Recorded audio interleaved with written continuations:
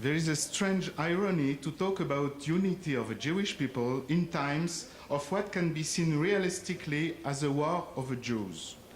It is critical to analyze the reason of this war in order to understand what is at stake when speaking of unity in relation to the Jewish people. Among the larger part of today lost Jews, two camps confront each other. Their importance is different if you are in diaspora or in Israel.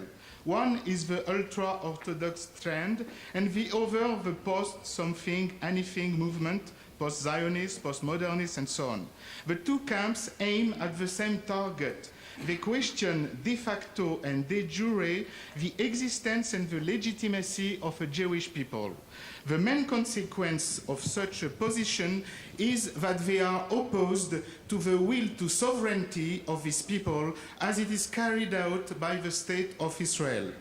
This questioning is passive for the ultra-Orthodox and mostly Israel-limited. It expresses itself through a national inertia, a default regarding the common life, and a sectarian choice to be a counter-society. In diaspora, as in Israeli society, these two camps stand aside from the Jewish people, but the phenomenon is much more developed in Israel, where exists a real Jewish society. On the contrary, for the other camp, this dispute is aggressive and activist. It develops mainly in diaspora and gathers a large part of the Jewish intelligentsia. Its harsh criticism of Israel and Jewish community, its permanent denunciation of other Jewish intellectuals are directed toward global society. I call that the Pompeius syndrome, when in the Second Temple period, a political party asked Romans to intervene in their internal affairs in order to win on the other side. It's a nightmare to state the fact that the theoretical impulse of their position comes from sectors of the Israeli intelligentsia and academia and media. These two ideological trends are fighting the rest of the Jewish people on behalf of what they think to be Jewish ethics or on behalf of their own definition of Judaism as religion. And this dispute occurs in a political arena where the existence of the Jewish people is demonized and delegitimized.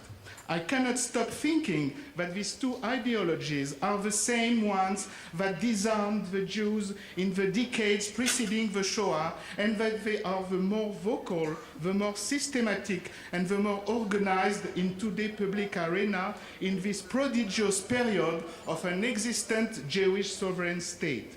That is to say that the ideological political forces that are the most active today are those who risked the life of the Jews before the Shoah and the creation of a state.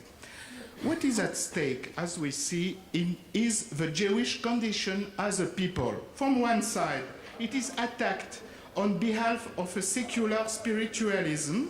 From the other side, on behalf of a religious sacred. On behalf of an immanent inwardly principle, or on behalf of a transcendent outwardly principle. This is an indication that there are two entries into Jewishness, as a people and as a creed. Will it be secular or religious? This indication helps us to understand that the Jewish people is twofold, a people and a church. From one side, a specific people, and not a people of peoples, as the Christian Catholicos or the Muslim Ummah. From the other side, a church, Knesset or Knessia, but not a clergy, as the Christian church. This unique characteristics is pretty well illustrated by the founding narrative of this people. The Sinai revelation is granted to the whole of a people. This twofold identity implies that the people does not depend on the state for the principle of its existence. The people is greater than the nation. That's why it can exist outside the Israeli state and diaspora. It implies also that religion is not limited to the needs of the people as pretended Spinoza, but has also a universal significance. Judaism is a viewpoint on the universe.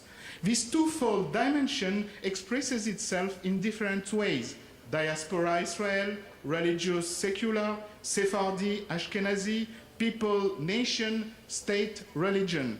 In the same way, according to Genesis, that humanity, which is only one, is basically man and woman. It's upon such a joint of these two, an articulation of these two components, that we have to lean in order to think of unity as a unity of opposites. The new situation created by the existence of a state is that the federative element cannot be exclusively the book as it was in exile. The state has to be aided. If the book is the federative element of a church, if the state became the federative element of a people, we have to seek for a way to federate the state and the book. It is a totally new theological problem for Judaism as religion. It is a totally new political problem for Judaism as a people. Thank you.